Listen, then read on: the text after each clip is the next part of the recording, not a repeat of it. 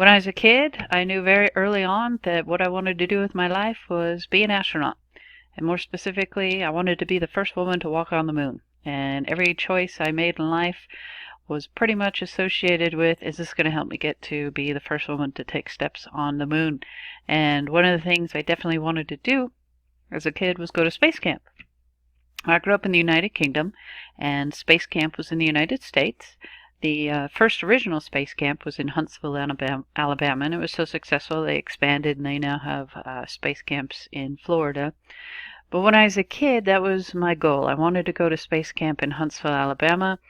It's, of course, very expensive, the flight, and sadly, the space camp venture itself is pretty pricey.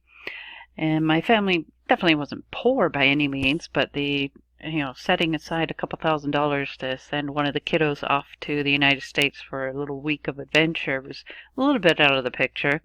So I was pretty excited when Bubblicious came along.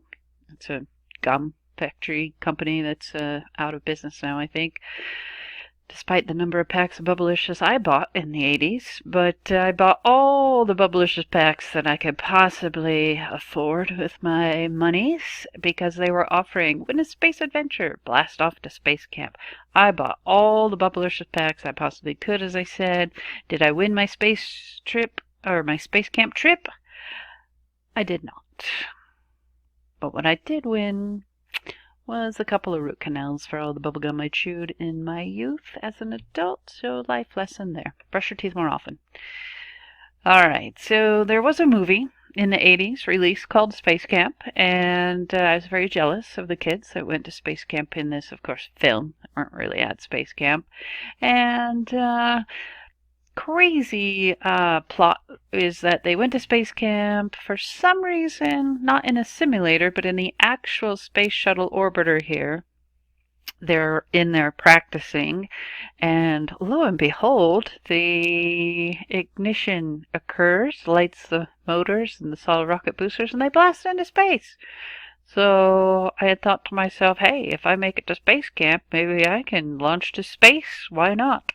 I haven't seen or watched Space Camp since I was a kid. I have a bad feeling that if I were to watch it now, I'd probably be appalled at how atrocious the movie is. So I just leave it be a little tender memory from my youth of enjoying the film Space Camp.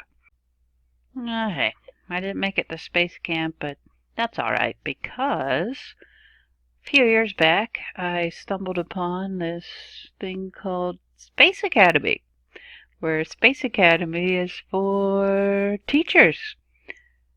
Okay, let's be honest, it's really Space Camp for adults. It's pretty awesome. It's a bunch of us attending under the premise that we're going to learn a lot to share with our students as we return to the classroom, but really it's all of us living out our childhood dreams that didn't come to fruition at the time.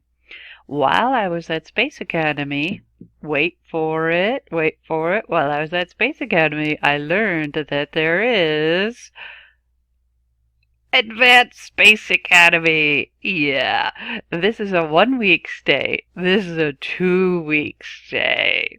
I have not yet gone to Advanced Space Academy, but I shall be going to Advanced Space Academy one day.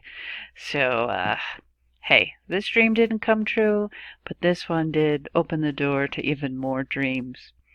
While I was at Space Academy in Huntsville, Alabama, we were taking a tour of the U.S. Space and Rocket Center and the little museum that's within the Alabama Space Camp facility.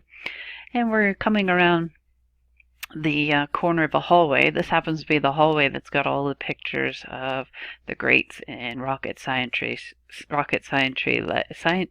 like Obert, Tsiolkovsky, and our camp counselor stops right here and points out that this is the nose cone that took Abel and Baker up into space. He talked about how they were monkeys, and there's a group of teachers around there. I'm in the back, as I like to take a little bit longer look at some of the things they have on display there. And one of the teachers asked there, now you have to remember, these are actually mostly middle school teachers, a couple of high school teachers, but they're not as obsessed with space exploration as, say, your instructor might be. And their head probably isn't as filled with as much NASA history, space exploration history as is probably socially acceptable. So one of the teachers asked the counselor there if Abel and Baker returned from space safely. And the counselor got a little quiet, a little sobering moment. And he says, no, unfortunately, like many of the animals in the early space program days, didn't survive.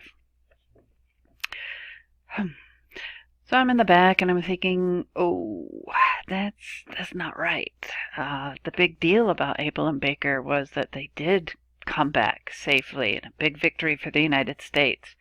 So I'm sitting in the back realizing that counselors said something inaccurate, and the educator side of me is thinking, ooh, I got to make sure the people in the group here don't go back if they talk about this with their own students, give wrong information to students.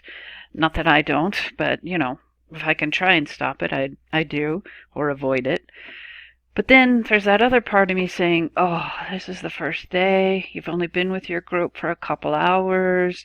You don't want to become that student right from the get-go of, oh, here's the nerdy nerd in the pack. Not that I'm shy about being nerds are awesome, nerds rule. But in a new social setting, I kind of wanted to play it cool and calm. So I compromised. I just leaned over to Eddie and I was like, Eddie, that's not actually true. Abel and Baker came back alive. And I thought, hey, he could point it out to the group. He's, a taller individual, stood out a little bit more. And what Eddie decided to do, rather, was say, hey, Smith over here says Abel and Baker came back alive. So from that moment on, for the rest of the week, in my group, which quite coincidentally, some might say ironically, my group had been assigned the team name of Integrity. So the rest of the week, Team Integrity members would always look to me and say, are they right? Is that right? Is that right? Is that what they said? Is that true? Good times.